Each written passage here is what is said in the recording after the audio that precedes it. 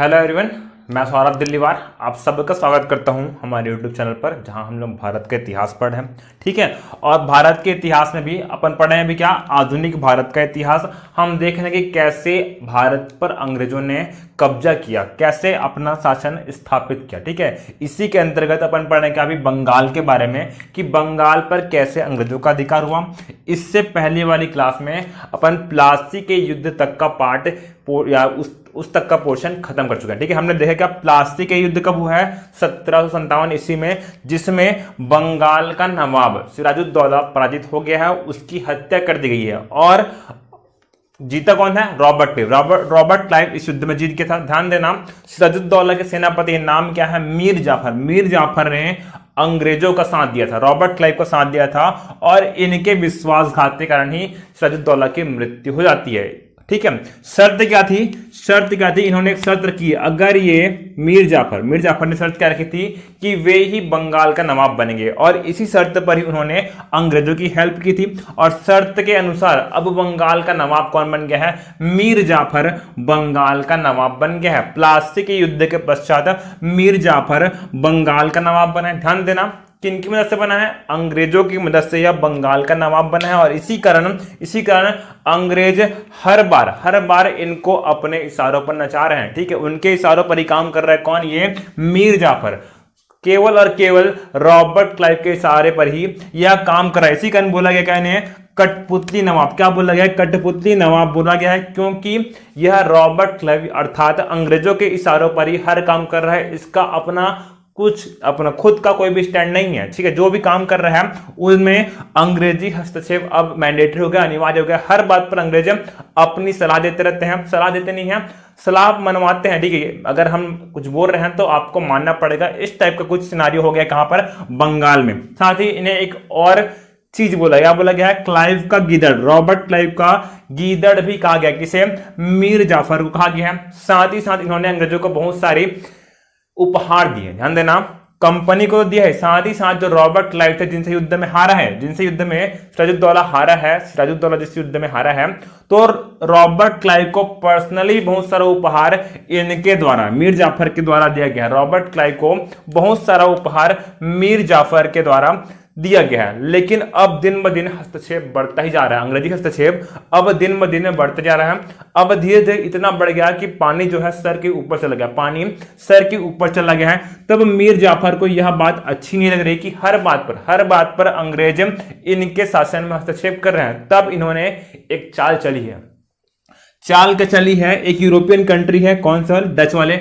इन्होंने डचों के साथ मिलकर षड्यंत्र किया है अंग्रेजों के खिलाफ षड्यंत्र किया है डचों के साथ मिलकर। लेकिन भाई साहब उसमें भी पकड़े गए हैं। अब अंग्रेजों को ये पता चल चुका है क्या, कि जो मीर जाफर है वो उनके खिलाफ षड्यंत्र कर रहा है। अब इसी बीच क्या हो रहा है, रॉबर्ट क्लाइव की जगह वेंसीटाट नाम का व्यक्ति बंगाल का गवर्नर बन गया है। कौन है, वेंसीटाट नाम का व्यक्ति बंगाल का गवर्नर बन गया है। रॉबर्ट क्लाइव अभी चले गए हैं, उनकी जगह कौन है, वेंसीटाट।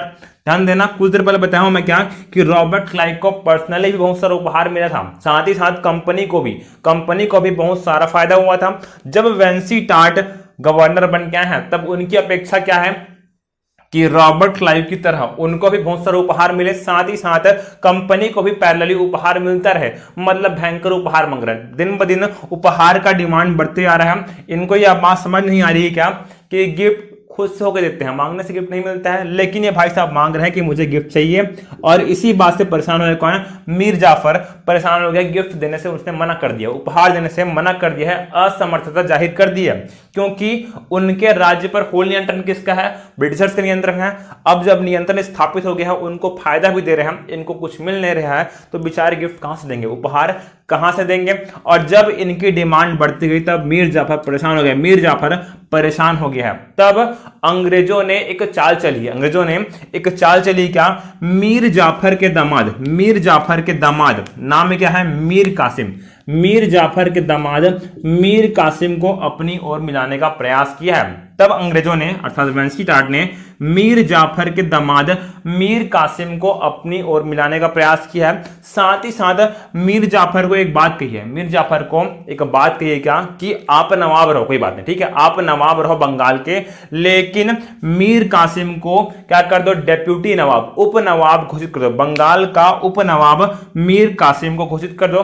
साथ ही साथ, ठीक है, साथ ही साथ अपने सारे अधिकार डेप्यूटी उपनवाब अर्थात उपनवाब मीर कासिम को दे दो। मतलब केवल और केवल नाम मात्र के नवाब आप रहोगे, पूरा का पूरा डिसीजन कौन लेगा, ये मीर कासिम लेगा, जो कि डेप्यूटी नवाब रहेगा। अब जो ये बात है मीर जाफर के लिए बहुत ही अपमानजनक है, बहुत ही अपमानजनक लगी ने, और इसी का उन्होंने नवाब के पद से इस्तीफा दे दिया है। मीर जाफर को यह बात बहुत ही अपमानजनक लगी है कि जो उनके दामाद है उपनवाब बनेंगे और सभी अधिकार उनको देना पड़ेगा, इसीलिए मीर जाफर ने दिया है, अब इस्तीफा दे दिया है। मीर जाफर ने नवाब के पद से इस्तीफा दे दिया है। जब इस्तीफा दे दिया है तो रास्ता खाली है। अब नवाब कौन बनेगा, मीर कासिम, जो मीर जाफर के दामाद है, वो अब अगले नवाब बनने वाले हैं। वो अब क्या बन गए हैं, अगले नवाब बन गए हैं। अब कौन बन गया नवाब, मीर जाफर की जगह उनके दामाद मीर कासिम अब नवाब बन गए हैं। और शर्त के अनुसार उन्होंने बर्दवान, मेदिनापुर और चिटगांव की जिम्मेदारी किसको दे दी है, अंग्रेजों को दे दी है, वेंसी टाट को दे दी है। मतलब कंपनी को फिर से बहुत फायदा हुआ है। जब मीर कासिम नवाब बना है, उसने बर्दवान, मेदिनापुर और चिटगांव की जिम्मेदारी अंग्रेजों को सौंप दी है। अब यहां पर कंपनी को, अंग्रेजों को लग क्या रहा है कि जैसे ही मीर कासिम नवाब बना है, वह उनके, मीर जाफर की तरह वह भी उनके इशारे पर ही चलेगा। ऐसा कंपनी के अधिकारियों को, वेंसी टाट को लग रहा था क्या कि मीर जाफर की तरह ही उनका दामाद मीर कासिम भी एक कठपुतली नवाब बनेगा और उनके ही इशारों पर चलेगा। लेकिन ऐसा होता नहीं है। जो भाई साहब मीर कासिम है वो बहुत ही एग्रेसिव है और नवाब बनते ही उन्होंने अंग्रेजों के अगेंस्ट में काम करना स्टार्ट कर दिया। ठीक है, नवाब बन गया, खेल खत्म, काम खत्म। अब उनके अगेंस्ट में काम करना मीर कासिम ने स्टार्ट कर दिया। देखते हैं उनके बारे में। मीर कासिम क्या बने हैं, अगले नवाब बन गए हैं, जो कि 1760 से लेकर 63 तक बंगाल के नवाब रहेंगे। ध्यान देना, इन्होंने पहला डिसीजन, नवाब बनते ही डिसीजन लिया है क्या, अपना कैपिटल, अपनी राजधानी परिवर्तन का आदेश दिया है। अपनी राजधानी ने मुर्शिदाबाद से मुंगेर स्थानांतरित की है। मीर कासिम ने अपनी राजधानी मुर्शिदाबाद से मुंगेर स्थानांतरित की है। ध्यान देना, इस राजधानी परिवर्तन में अंग्रेजों की सहमति नहीं है। ठीक है, और उनके मना करने के बावजूद भी मीर कासिम ने राजधानी मुर्शिदाबाद से मुंगेर स्थानांतरित कर दिया। अब राजधानी क्या बन गई, बंगाल की। जो मुंगेर है वो अब राजधानी है बंगाल का। लेकिन मीर कासिम यही नहीं रुका है, उसने मुंगेर में तोपखाना एवं बंदूक निर्माण का कारखाना स्थापित किया है। ठीक है, राजधानी क्या बन गई, मुंगेर, और मीर कासिम ने वहां पर मुंगेर में तोपखाना एवं बंदूक निर्माण का कारखाना स्थापित किया है, ताकि मुसीबत आने पर जो आर्मी है उनके पास किसी भी प्रकार के अस्त्र शस्त्र की कमी ना पड़े। इसी का उन्होंने तोपखाना और बंदूक निर्माण का कारखाना मुंगेर में स्थापित कर दिया है। अब ये अंग्रेजों के लिए बहुत बड़ा थ्रेट है। थ्रेट कैसे है कि अगर मीर कासिम और अंग्रेजों के बीच युद्ध होता है, उनके पास तो कारखाना है, और कारखाना मतलब बहुत सारे बंदूक है, उनकी आर्मी के पास अच्छे हथियार होंगे। इसलिए जो मीर कासिम है और उनकी सेना है, अंग्रेजों के लिए बहुत बड़ा थ्रेट साबित हो सकती है। अंग्रेज अभी क्या है, डर गए कि ये जो मीर कासिम है ये सही नहीं कर रहा है। ठीक है, इससे अच्छा कौन था, मीर जाफर था। भले कुछ दे तो नहीं रहा है, लेकिन कम से कम उनकी राह में कांटा तो नहीं बढ़ रहा है। लेकिन जो मीर कासिम है अब इनके अगेंस्ट में काम करना स्टार्ट कर दिया, उसने इसके अंग्रेजों के अगेंस्ट में काम करना स्टार्ट कर दिया। साथ ही साथ इसने तोपखाना और बंदूक निर्माण कारखाने की देखरेख के लिए एक जर्मन अधिकारी समरू को भी अपॉइंट किया है। जर्मन अधिकारी समरू को अपॉइंट किया है, ताकि आप इसमें जो भी हलचल हो रही है, जो भी कार्रवाई हो रही है, जो भी प्रोडक्शन चल रहा है, उसकी अच्छे तरीके से देखरेख कीजिए कि क्वालिटी मेंटेनेंस सब सही हो रहा है कि नहीं। नाम क्या है, समरू, जो कि एक जर्मन अधिकारी थे। ठीक है, अभी अंग्रेज फिर भी देख रहे हैं, कोई भी उन्होंने एक्शन नहीं लिया है। लेकिन फिर एक घटना आई, कब, 1763 में एक घटना होगी। ठीक है, हमने देखा है फर्रुख सियार ने अंग्रेजों को शाही फरमान जारी किया था, जिसमें उन्होंने बंगाल, बिहार, उड़ीसा वाले क्षेत्र में अंग्रेजों को विशेष रियायत दी थी, व्यापार में विशेष रियायत दी थी। ठीक है, अब क्या हो रहा है, केवल और केवल अंग्रेजों को ही इस रियायत का फायदा हो रहा है, बाकी सभी व्यापारी हैं उन पर टैक्स लग रहा है। टैक्स लग रहा है मतलब क्या है, उनके उत्पाद की जो कीमतें हैं वो बढ़ गई है, जबकि अंग्रेजों पर टैक्स फ्री है, अंग्रेजों के उत्पादों पर टैक्स फ्री है। मतलब उनके जो उत्पाद हैं वो कम कीमत पे हैं, उनके जो उत्पाद है कम कीमत पर हैं और लोग कम कीमत की ओर आकर्षित होते हैं। मतलब अंग्रेजों के सामान बिक रहे हैं और जो स्थानीय लोग हैं उनके सामान नहीं बिक पा रहे हैं उस फरमान के कारण। ठीक है, अब ये सब एनालाइज कर रहे कौन, मीर कासिम जी एनालाइज कर रहे हैं। तब उन्होंने एक आदेश जारी किया है, एक आदेश जारी किया क्या कि आज से पूरा बंगाल कर मुक्त है, व्यापार से कर मुक्त है। मतलब कोई भी प्रकार का टैक्स व्यापार के क्षेत्र में नहीं लिया जाएगा। ये फरमान मीर कासिम जी ने जारी कर दिया। मतलब क्या है, अब जो सभी व्यापारी, स्थानीय व्यापारी और अंग्रेज व्यापारी, इन पर दोनों पर टैक्स नहीं लग रहा है। मतलब क्या है, दोनों के उत्पाद का रेट लगभग समान हो गया है। मतलब क्या है, अब जो बाजार है उसमें प्रतिस्पर्धा के आधार पर, ठीक है, कि किसका प्रोडक्ट अच्छा है उस आधार पर वस्तुएं बिकेंगी। और ये बात अंग्रेजों को बहुत ही खतरनाक लगी है, बहुत ही नागवार गुजरी है कि कैसे ये इनके अगेंस्ट में इतना बड़ा डिसीजन ले सकते हैं, क्योंकि इनके दम पर ही, ठीक है, अंग्रेजों के द्वारा ही या उनके दम पर ही मीर कासिम को नवाब घोषित किया गया था। अब जब अंग्रेज देख रहे हैं तब उनका दिमाग खराब हो गया है। अब क्या सोच रहे हैं वो, इससे अच्छा तो मीर जाफर जाए, इससे अच्छा तो मीर जाफर ही था। और इसी कारण अंग्रेजों ने फिर से मीर कासिम को गद्दी से हटाकर मीर जाफर को फिर से नवाब घोषित किया है। ठीक है, जब भाई साहब ने इतना सारा काम कर दिया तब इनको समझ में आया क्या कि इनसे अच्छा कौन था, मीर जाफर ही था अंग्रेजों के पॉइंट ऑफ व्यू से। ठीक है, अंग्रेजों के पॉइंट ऑफ व्यू से मीर जाफर ही सही था, मीर कासिम उनके लिए सही नहीं है। इसी कारण अंग्रेजों ने मीर जाफर को 1763 में पुनः नवाब घोषित कर दिया है। जब नवाब घोषित कर दिया है तब मीर कासिम क्या है, इनके अधिकारों का उल्लंघन हुआ है, इनके अधिकारों का उल्लंघन हुआ है, इनको हटाया गया गद्दी से। इसी कारण इनके मन में क्या है, द्वेष की भावना है। और द्वेष की भावना जब इनके अंदर में है तब क्या होने वाला है, अंग्रेज और इनके मध्य एक युद्ध होने वाला है। क्या होने वाला है, युद्ध होने वाला है, जिसको हम लोग बोलते हैं क्या, बक्सर का युद्ध। क्या बोलते हैं, बक्सर का युद्ध कहते हैं, जो अंग्रेज और मीर कासिम के मध्य लड़ा जाएगा। साथ ही साथ इनके साथ, मीर कासिम जी के साथ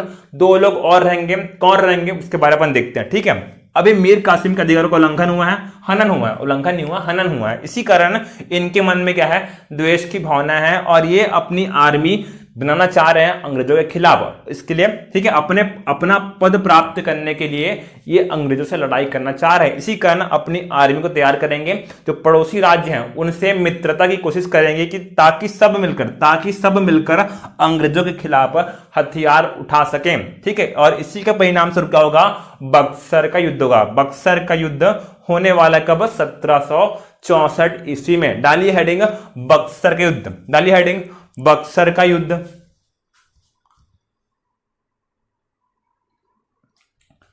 देखते हैं बक्सर के युद्ध के बारे में। कब हुआ है बक्सर युद्ध, 1764 ईस्वी में हुआ है बक्सर का युद्ध।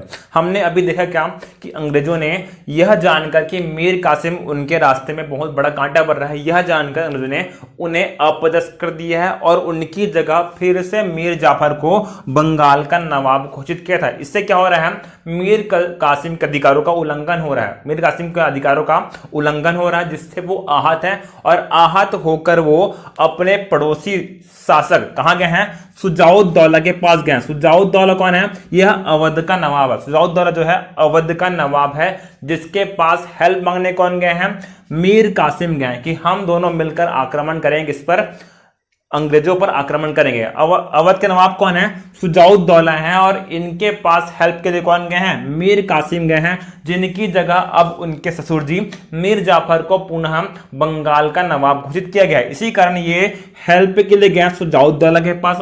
अब जब वहां गए हैं तब उनके पास कौन बैठा है, मुगल बादशाह शाह आलम द्वितीय बैठे हैं वहां पर।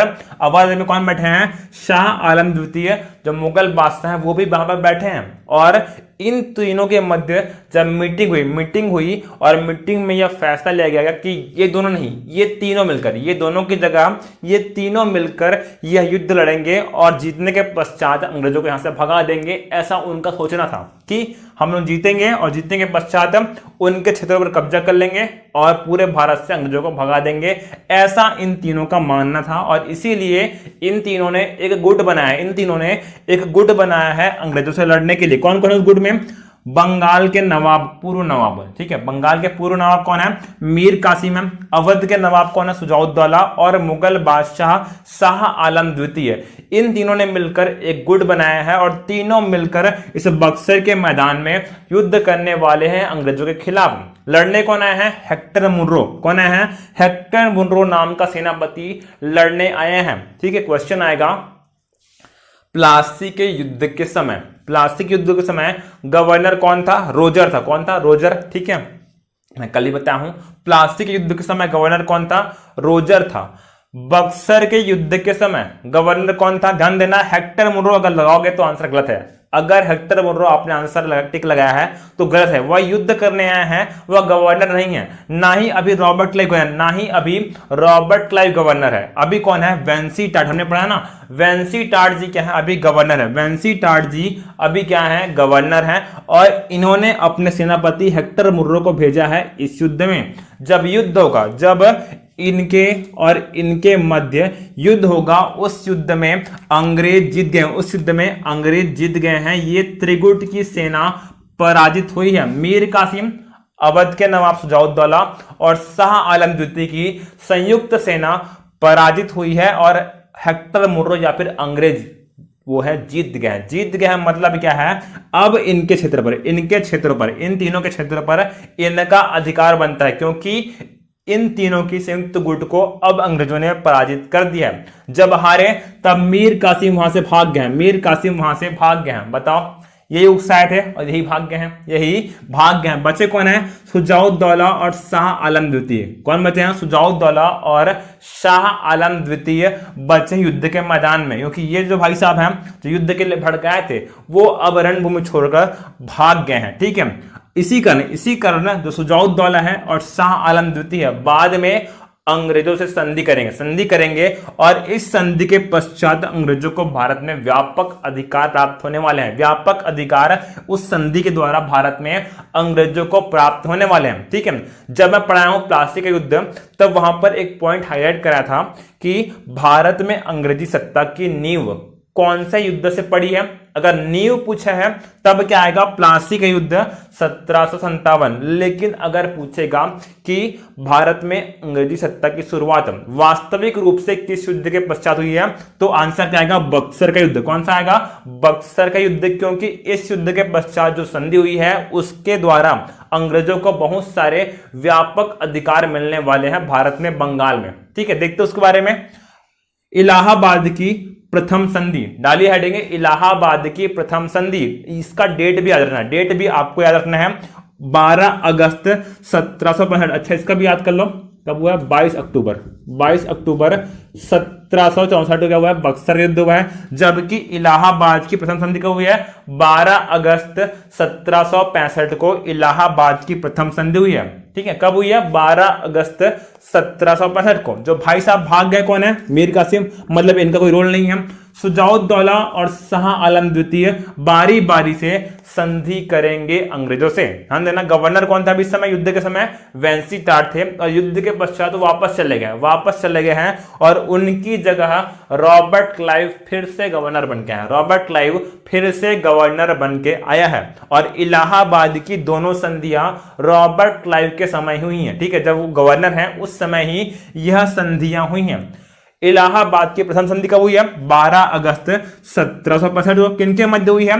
रॉबर्ट क्लाइव, जो कि कंपनी का अधिकारी है, रॉबर्ट क्लाइव एवं मुगल बादशाह शाह आलम द्वितीय के मध्य। ठीक है, याद रखना, कंफ्यूज नहीं होना है, फर्स्ट और सेकंड में कंफ्यूज नहीं होना है। ठीक है, तो इलाहाबाद की प्रथम संधि है कब हुई है? 12 अगस्त 1765 को। किनके मध्य हुई है? रॉबर्ट क्लाइव एवं शाह आलम द्वितीय के मध्य हुई है। और संधि की शर्तें क्या है? इस संधि की शर्तें क्या है देखते हैं। पहला, जो अवध का क्षेत्र है, जो अवध के नवाब क्या है, शुजाउद्दौला है, ठीक है, इनका एक क्षेत्र है कौन कौन सा, कड़ा और इलाहाबाद, ठीक है, इनका बहुत सारा क्षेत्र है, बहुत बड़े क्षेत्र पर इनका शासन है। और उन क्षेत्रों में से, अवध के क्षेत्र में से कड़ा एवं इलाहाबाद वाला एरिया अब मुगल बादशाह को गिफ्ट किया गया है, ठीक है। जो अवध का क्षेत्र कौन कौन सा, कड़ा एवं इलाहाबाद, ये वाला क्षेत्र अब मुगल बादशाह को दिया गया है गिफ्ट के रूप में, इलाहाबाद की प्रथम संधि में उपहार के रूप में। जो शाह आलम द्वितीय है उन्हें अवध का कड़ा एवं इलाहाबाद का क्षेत्र दिया गया है। लेकिन ये तो हो गई इनकी बात, ये तो हो गई शाह आलम के एडवांटेज की बात। अब देखते हैं अंग्रेजों को कौन कौन सा अधिकार मिला। ध्यान देना, एक ऐसी संधि है जिसने पूरे भारत के इतिहास में एक बहुत ही क्रांतिकारी कदम माना जाना चाहिए, क्योंकि इसके बाद ही अंग्रेजों को या अंग्रेजों की वास्तविक रूप से सत्ता भारत में आरंभ हुई है। और बंगाल, बिहार और उड़ीसा की दीवानी अंग्रेजों को प्राप्त हो गई है। इस संधि के अनुसार बंगाल, बिहार और उड़ीसा क्षेत्र की दीवानी अंग्रेजों को प्राप्त हो गई है। मतलब क्या है, ध्यान देना, किसी भी शासन में दो तरह के मामले होते हैं। कौन कौन सा होता है, पहला एक होता है दीवानी, एक होता है फौजदारी, ठीक है। किसी भी शासन में दो तरह के मामले होते हैं, पहला क्या है दीवानी, दूसरा क्या होता है फौजदारी। दीवानी का मतलब क्या है, कोई भी राजस्व से संबंधित कोई भी मामला क्या कहलाता है, दीवानी कहलाता है। जो भी टैक्स है आपका, जो भी टैक्स है, कर है और जितने भी आपके जमीन संबंधी विवाद है, ये सब किस में आते हैं, दीवानी में आते हैं। किस में आते हैं, दीवानी में आते हैं। जबकि फौजदारी में जो मारपीट है, हत्या है, ये सब मामले किस में आते हैं, फौजदारी में आते हैं। और इस संधि के द्वारा, इस इलाहाबाद की प्रथम संधि के द्वारा अंग्रेजों को बंगाल, बिहार एवं उड़ीसा के दीवानी अधिकार प्राप्त हो गए हैं, ठीक है। बंगाल, बिहार, उड़ीसा के दीवानी अधिकार अंग्रेजों को प्राप्त है। मतलब क्या है, सभी टैक्स पे ऐश कौन करेगा, यही अंग्रेज टैक्स करेंगे, ठीक है, ऐश करेंगे, टैक्स पे ऐश करेंगे कौन, अंग्रेज, क्योंकि इन्हें क्या मिल गया है, दीवानी अधिकार मिल गया। जबकि जो हत्या वत्या मामला है, देखिए कौन, बंगाल का नवाब देखेगा, ठीक है, बेचारे को क्या मिला है, सिर्फ मार्केट वाला इलाका मिला है। जबकि टैक्स पे ऐश कौन करने वाला है, अंग्रेज करने वाले हैं, क्योंकि उन्हें दीवानी अधिकार मिल गया है बंगाल, बिहार, उड़ीसा का। इसी को हम लोग क्या बोलते हैं, भारत में या बंगाल में द्वैध शासन लागू हुआ है। भारत में इलाहाबाद की प्रथम संधि के पश्चात बंगाल में द्वैध शासन प्रारंभ हुआ है। कहां, बंगाल में द्वैध शासन, ठीक है। अच्छा, ये जो क्वेश्चन है 4 मार्क्स में लिख के आना तो, कि द्वैध शासन से क्या समझते हो, द्वैध शासन से क्या समझते हो, ठीक है।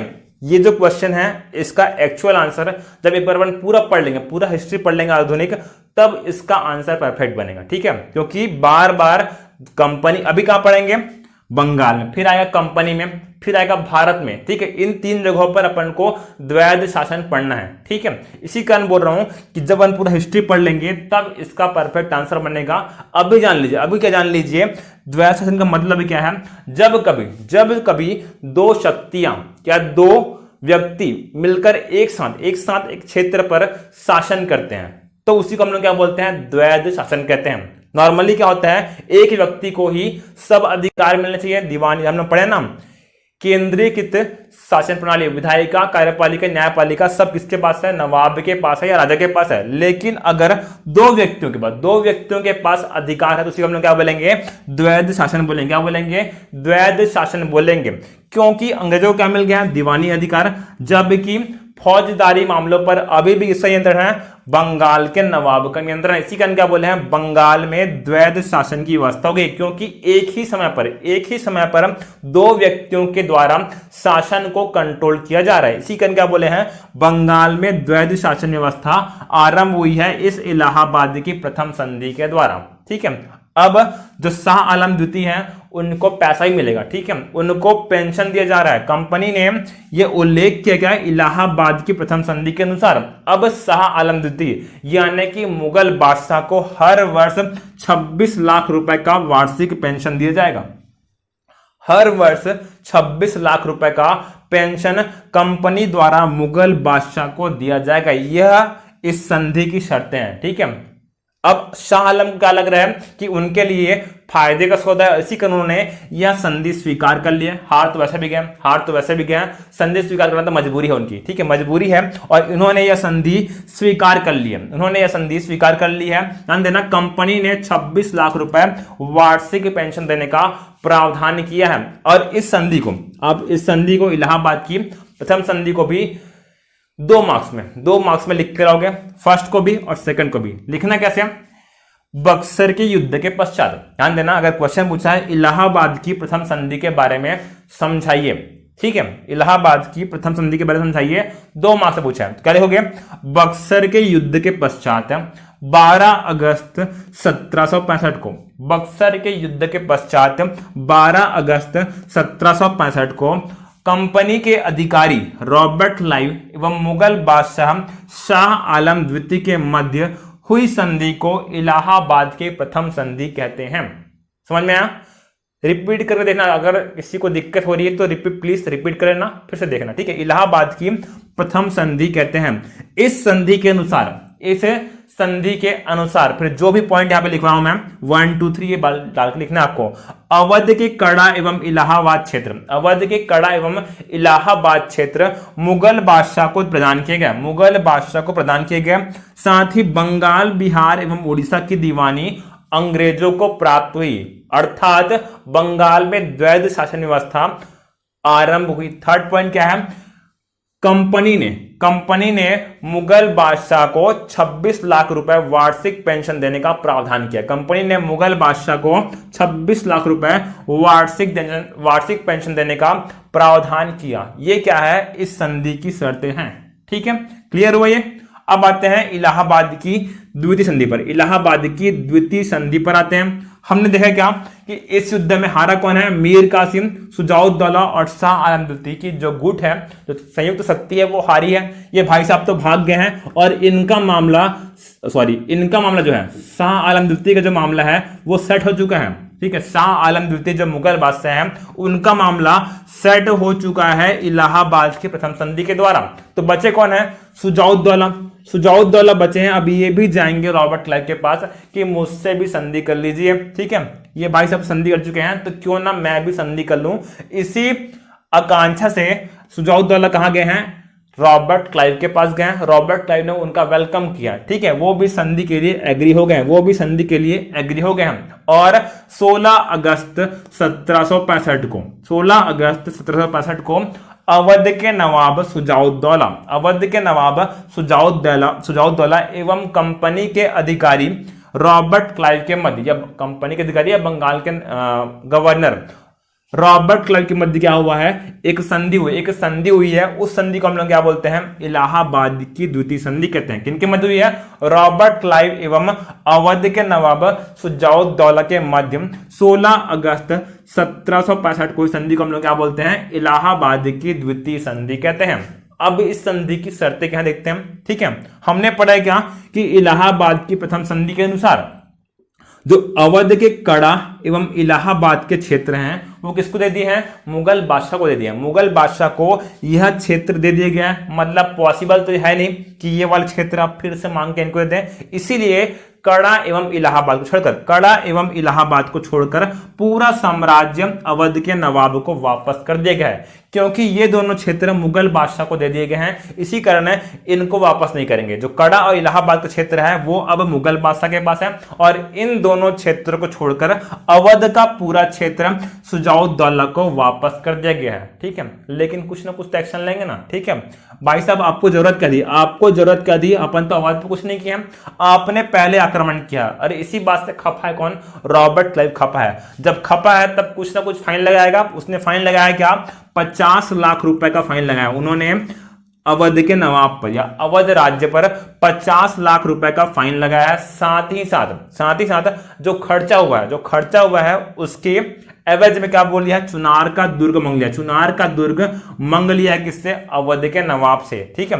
कड़ा क्षेत्र जा चुका है, इलाहाबाद क्षेत्र भी चला गया है, चुनार का दुर्ग भी चला गया है, और क्या देना पड़ा है, 50 लाख रुपए फाइन देना पड़ा है। किसको, अवध के नवाब सुजाउद्दौला को। साथ ही साथ एक शर्त और है, एक शर्त और क्या है कि अवध वाले क्षेत्र में अब जो कंपनी है उनका व्यापार कर मुक्त होगा, टैक्स फ्री होगा। ठीक है, अवध वाले क्षेत्र पर, अवध वाले एरिया पर अब जो कंपनी व्यापार करेगी वह कर मुक्त होगा। वह कैसा होगा, कर मुक्त होगा। यह इलाहाबाद की द्वितीय संधि जो 16 अगस्त 1765 को रॉबर्ट क्लाइव एवं अवध के नवाब सुजाउद्दौला के मध्य हुई है, उसकी यह सब शर्तें हैं। शर्तें क्या हैं, कड़ा एवं इलाहाबाद का क्षेत्र छोड़कर पूरा साम्राज्य सुजाउद्दौला को वापस मिल गया, क्योंकि ये दोनों क्षेत्र इसको मिल गए हैं, मुगल बादशाह शाह आलम द्वितीय को मिल गया। ठीक है, बार बार मांगना ठीक नहीं है, इससे जरा नहीं दिया है। ठीक है, साथ ही साथ जुर्माने के तौर पर 50 लाख रुपए का फाइन लगा है, और चुनार का दुर्ग भी इनसे छीन लिया गया। साथ ही साथ अवध वाले एरिया में, अवध के क्षेत्र में अब कंपनी को